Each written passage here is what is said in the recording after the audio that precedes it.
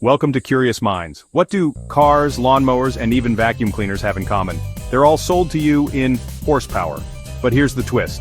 Horsepower isn't really science, it's pure marketing. And it was invented by a Scottish engineer who realized that to sell machines to farmers you don't talk torque, you talk horses. It was the late 1700s. James Watt had improved the steam engine, making it far more efficient than anything before. But there was a problem. His customers weren't scientists. They were miners, mill owners, farmers, people whose daily measure of power was the horse.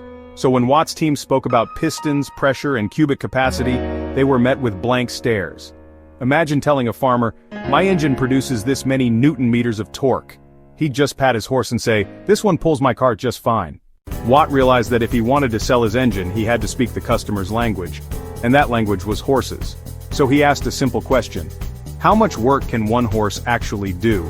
He studied ponies hauling coal in mines. He noticed one could turn a mill wheel about 144 times in an hour.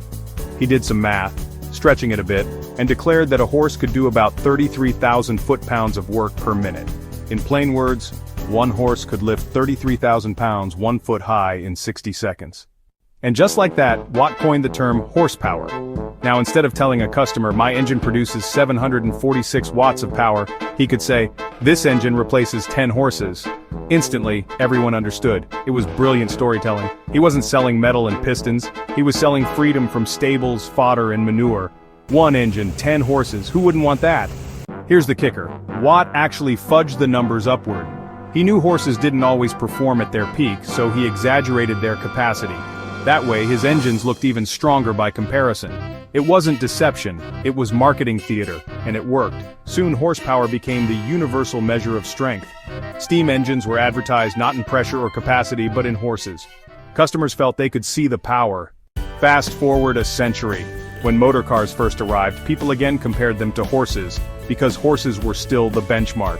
Advertisers boasted, "This car has the strength of 20 horses." The term stuck, galloping right into the automotive age. Here's the irony. A horse doesn't actually produce 1 horsepower. At full sprint, a horse can push out closer to 15 horsepower, but only for seconds. Over time, it averages less than 1. And a human? In a quick burst, you too can hit about 1 horsepower, though good luck keeping it up. Today, when you buy a car, horsepower is still on the spec sheet. It's not really about horses anymore, it's about speed, performance, and bragging rights.